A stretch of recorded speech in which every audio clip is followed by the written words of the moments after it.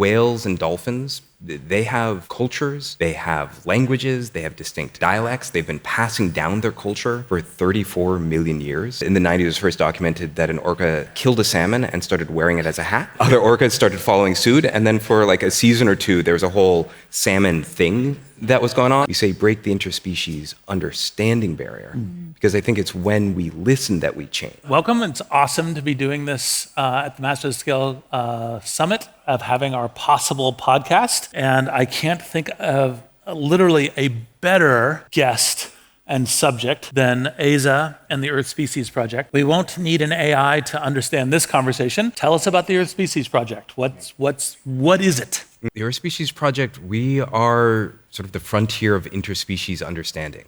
The question is, can we use frontier AI to understand the other languages and cultures of Earth? And what most people don't know, for instance, is that whales and dolphins, they have cultures, they have languages, they have distinct dialects. They've been passing down their culture for 34 million years. As far as we can tell, so that's 85 times longer than the human species has existed. And in the last 20 years, science has progressed a lot in understanding these incredible other beings. Like, that they have cultures is now like fully documented, but almost no progress has been made. In fact, no progress has been made on, say, the communication of orcas. And just one, I think, really interesting side tidbit is orcas have fashion fads. I don't know if you know this. A couple, I think it was in the 90s, it was first documented that an orca killed a salmon and started wearing it as a hat. Other orcas started following suit, and then for like a season or two, there was a whole salmon thing that was going on. I feel like salmon's in this season, Yeah, exactly. and like next month it's going to be aqua. Get ready. And we will have salmon hats. Reach underneath your chairs. Yeah. So that's what we're up about. And it's sort of like there are two portions of this project. There's the science portion, and this is like build the tools. Right now there's a scientific revolution obviously happening in every human domain, but that hasn't been brought to the non-human domain yet. And so there's a power of scientific revolution, and that's what we're building these large-scale foundation models, HLM, things like that to do that. But then the even bigger goal is sort of create a Copernican revolution, which is to say that, when we learn the language or the culture of another human group, like it takes that group from being something that's like out there, and it brings them into your heart a little bit, and it changes how you act. And I think the same thing for animals. As we learn that animals actually have rich language and deep culture, it takes them from like nature out there, and it pulls them into our heart, and it changes who we are. So when I hear a dog bark, I hear a dog bark. And when I hear, you go to the zoo, you hear a lion roar, but you guys are decoding animal communication. Can you just give us some examples of that animal communication and what you are seeing with these animals? Yeah. All right. So let's play a guessing game. Does anyone know which animal makes these sounds?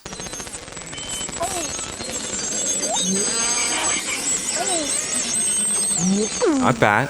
It is a kind of whale. Not an orca. Good guess, though. Beluga. Yes. Nice work. So these are a couple beluga communicating while hunting. And what I love about this is that most people, like, we sort of know humpback whale song, but this sounds to me like an alien modem. Yes. And in fact, all that digital high-pitched noise, that wasn't digital stuff. That was them communicating. And so it seems like they may actually communicate in modem-like packets. Mm-hmm. They include their name. Have you done a baud rate? That's a great question. Yes.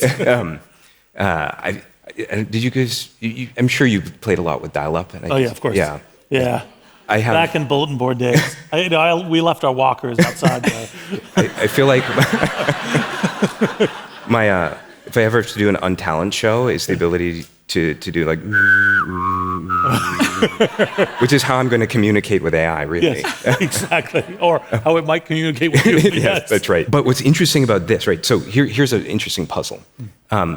Orcas can communicate up to 150 kilohertz.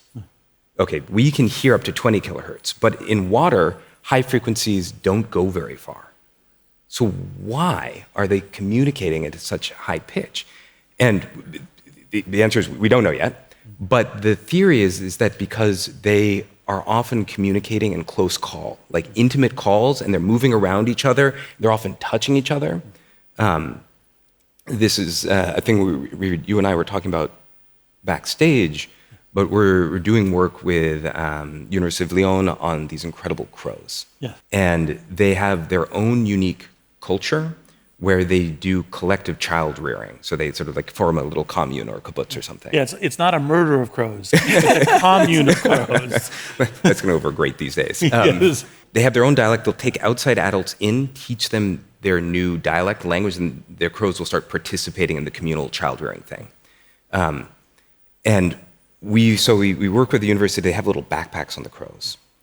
And that means we get to record what they're saying all the time.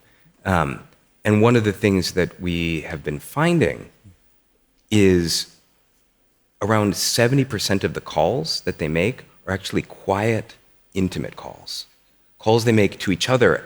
And when we brought these to the scientists and biologists that we're working with, they were like, we haven't seen these calls before.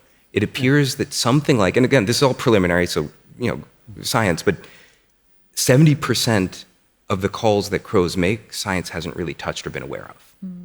And so we've been trying to understand the language of another species by only listening to its shouts. That'd be like trying to understand humans by only listening to Twitter. Uh-oh. You're only listening to Jim Cramer being really loud. Right.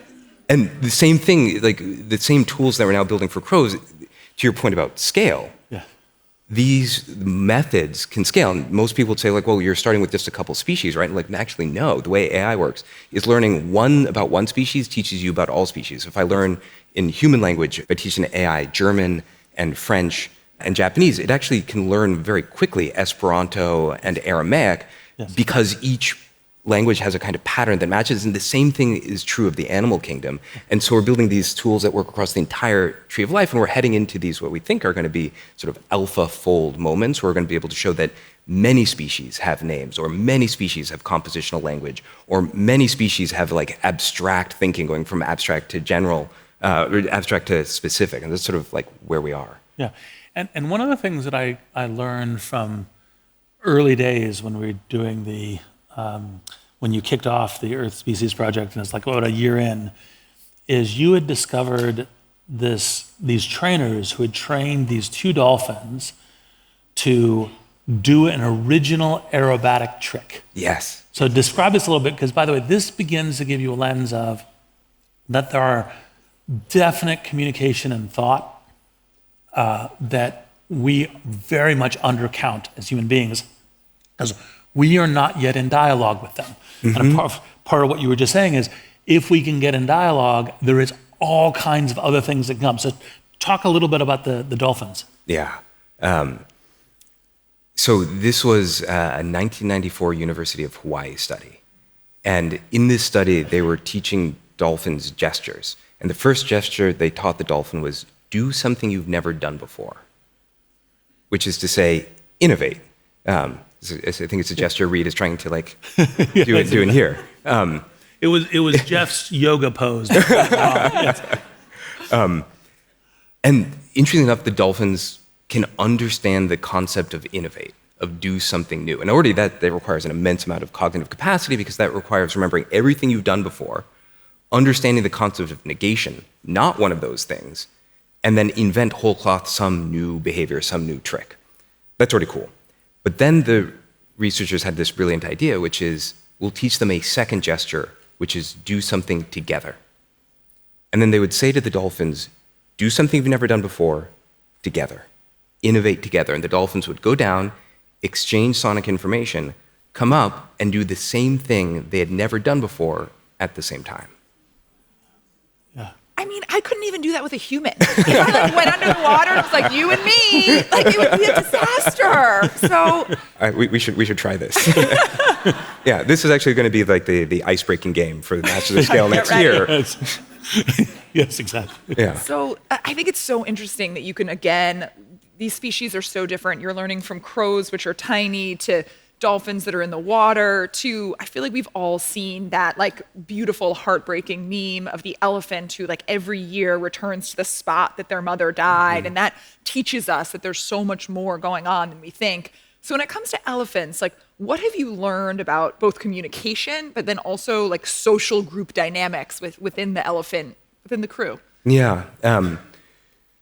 So I don't know how many people know this, but elephants, like they can communicate infrasonically, so like our ability to hear, they will shake the ground and actually transmit sound through the ground and get picked up by other elephants through their feet. So there's a lot going on with elephants. One of our partners, Joyce Poole, runs the Elephant Listening Project, pointed out that when elephants communicate, they communicate on top of each other. They overlap. So, with humans, like we do turn taking. I speak, you speak, I speak. Well, except if you're a New Yorker, I guess. I did not bribe him to do the New York comment. Constantly a New York, San Francisco battle. But elephants do the opposite. It seems like roughly 90% of the time, when one communicates, the other starts to communicate. And so Joyce has this hypothesis, which is that maybe there's a kind of communal grammar. That is, in order to say a sentence actually requires all of us. And we don't know if this is true yet, but I love it as a thought experiment. Because if it is true, that means there's a kind of harmonization happening, not in music, but in meaning. And that's a way that the more of them that speak, maybe the greater coherence they have. And that's a lesson humanity needs to learn. Well, actually, speaking of kind of humanity lessons, one of the things when we opened yesterday with Feifei, she was like, okay, there's more to the world than language and language models, and so spatial intelligence. Yeah. But here's another thing of, what do you think we might imagine about how we're learning about language and human language by also exploring the languages of all these other species? 'Cause I know I've never asked you this question before, but I know you're philosophical. So what are some like glimmers of possibility there? Well, I think this one with elephants is one, is that maybe you don't need to do sequential turn taking to come up with meaning. Maybe there's a way. It's a little bit like music, right? When human beings play music, there's a emergence that happens, and a way of creating meaning that is more communal. I think that is one. I think the real answer is we just don't know. This podcast is supported by Google. Hey everyone, David here, one of the product leads for Google Gemini. If you dream it and describe it, VO3 in Gemini can help you bring it to life as a video. Now with incredible sound effects, background noise, and even dialogue. Try it with the Google AI Pro plan or get the highest access with the Ultra plan. Sign up at gemini.google to get started and show us what you create. Often people will ask us, like, what is the first thing you want to say to an animal? And like, actually, that's already the wrong way to think about it, right? We're very careful. We don't say break the interspecies communication barrier. We say break the interspecies understanding barrier, because I think it's when we listen that we change. It's not when we speak. And so that's the real goal. And just to give you a couple examples, these are dolphins looking in mirrors. Do people know about the mirror test? Mirror test. How do you tell whether something is self-aware, like a being? Well, one way of doing it is you take an animal, you paint a dot on them in a place that they can't see, you show them a mirror, and if they start trying to like get the dot off, well, that means they've done something very important. They've associated that thing in that mirror, that image, that is me. Yep. And a number of different animals pass. Elephants, for instance, do, but researchers thought for the longest time they didn't. And that's because they were using small mirrors. It's like so human. And so you can see what happens when dolphins look at themselves in a mirror. And they have what is maybe the most universal mammalian experience, which is you look in a mirror and you check out your abs. And so the realization here is that, like, what might animals communicate about? Well, they're clearly having the experience of self-awareness. So that's one of the most profound things. And actually, dolphins have names they call each other by, even in the third person. Elephants have names. That was discovered by Joyce Poole, one of our partners, in the last 2 years. belugas do. They also include clan identity. So like identity is just, parents actually spend the first couple weeks of the chick's life like leaned over whispering a unique name into each of their chick's ears, which they will then use again for the rest of their life. Like what's more core to identity than a name? So they may be, if they're communicating, they may be communicating out one of the most profound things that we have. And just to give one other example, these are lemurs taking hits off of centipedes. So they bite down on centipedes, they enter these trance-like states, they get very cuddly. This is perhaps where Burning Man originally came from. And it turns out a lot of animals do this. Dolphins will intentionally inflate pufferfish and pass them around in a circle to get high off of their venom, which is the original Puff Puff Pass.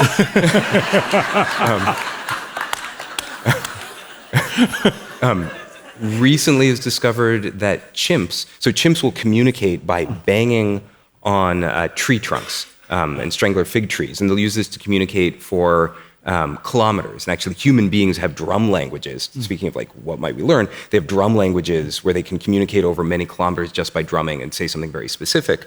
But it recently discovered that the name of the research just escapes me, but that chimpanzees will go inside of hollowed out baobab trees, like the males will, and they'll start drumming. And this was confusing. Like, well, why are they doing that? Well, it's confusing because they go in and it seems that they're doing some kind of like trance ritual. They're hooting, they're panting. We obviously don't know really what's going on, but it's this very fascinating behavior. Yeah. So what? One of the things actually also that I remember from an early one, and I think I'll get this right, we also had an ability to have a kind of almost like the mathematical proof that we were having a conversation with corvids. Mm-hmm. Say a little bit about what that discovery was. I know we didn't know what was being said, but that there was a conversation happening. Yeah. So this was not with corvids. This is with another songbird called the zebrafinch. Got it. Yep. And we're just at the place now where we can start investigating conversation. Yep. Where we can model how like a bird responds to another bird, replace the bird with an AI, and start to see how do those conversations shift. And the interesting thing, and this is sort of like the plot twist of the whole project, is that we are able to communicate fluently, have a fluent conversation before we are able to understand what we're saying. Yes. It's sort of like the ability. By the way, there's a certain amount of human beings that also have that, but yes. It's true. I don't know if you feel this way, but sometimes I feel like human beings, I'm like, I think you're sort of like an LLM with your temperature turned up too high. Yes, yes, exactly. It's like, well, the temperature switch doesn't work. Yeah. But the thing that we're really discovering, this goes back to the crows and also the belugas, right, is like 70% of crow communication, just science has never heard. Beluga communication is sort of the same thing. That is, when we're working with some of like the best researchers, like Dr. Valeria Vergara, who's did the work to discover that belugas seem to have names, she has tags on whales, or whaleables, if you will. That's good. Yeah, thank you. I've totally never used that one before. But she can't use a lot of her data because there are multiple whales that are overlapping at the same time.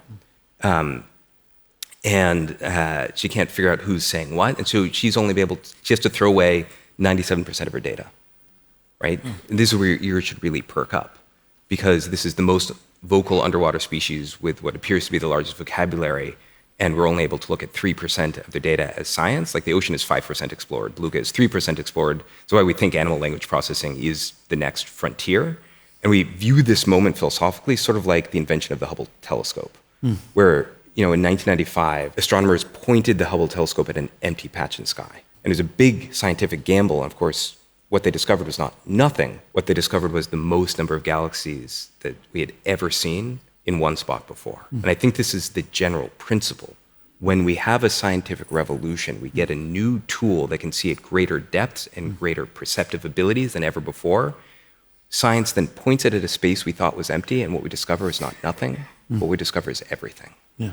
So I could imagine two criticisms coming sort of from opposite ends of the spectrum. And one could be like, why are you messing with animals? Why are you trying to understand them? Why are you communicating? Maybe you're introducing some negative thing by sort of being there.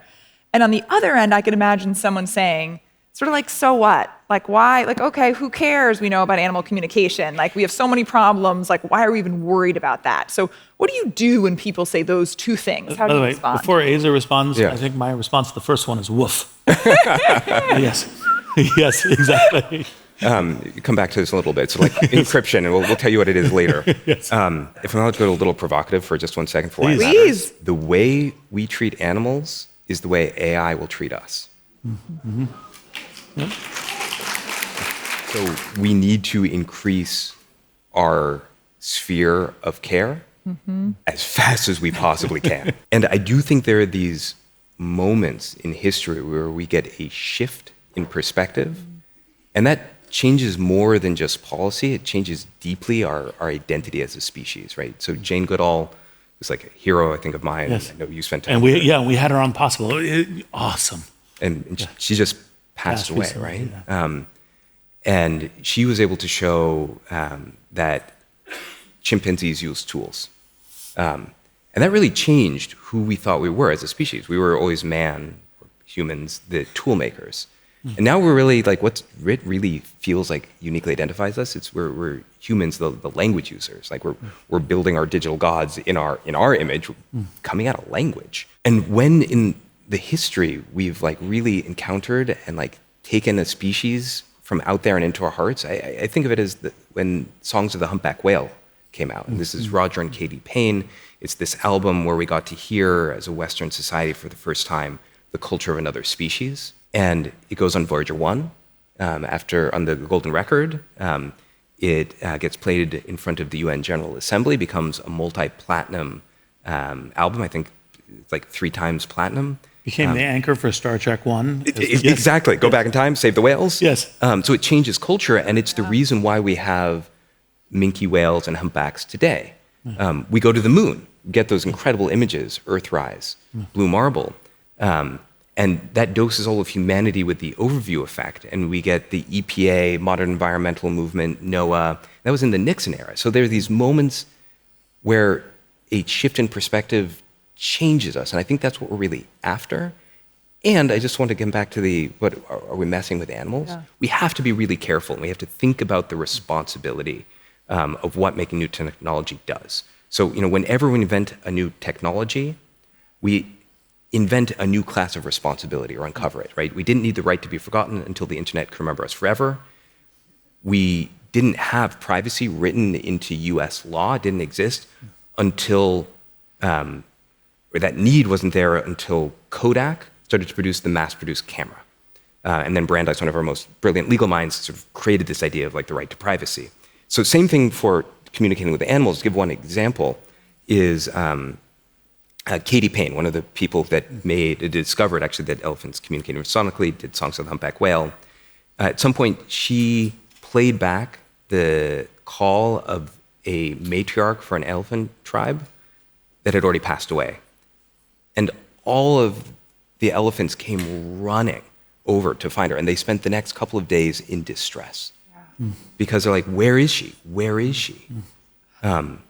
Humpback whales, for whatever reason, the Australian humpback whales are the K-pop singers. Of the Are they demon world. hunters as well? I see a franchise for them. Yeah, new whale business model. And their song will go viral. And sometimes, if it's a particularly good song, much of the world population will start singing it within a couple generations. And if we're not careful and we just take a synthetic whale and put it in the ocean and have it sing, we might create viral memes, whale QAnon. Like, we don't want to be like the Sora 2 of the underwater world. And so there is real responsibility that comes with the new power. And that's why we really focus less on communication and much more on understanding. Amazing. Well, we got to 2 of the 30 questions that we had, right? But as you can all see, what Aza and Earth Species Project doing is magical. Thank you. Thank you. Thank you. And also a round of applause. It's just a deep thank you to you, Reid, because Reid, we've known each other since I was at Mozilla. You're the first person I came to talk to about Earth Species. Most people at that point, this is before Transformers, anything else, would have just sort of like been like, that's nice, pat me on the head. And Reid has supported from the very beginning. It's the reason why we're able to do what we do. So I just want to say thank you, and please give him a round of applause.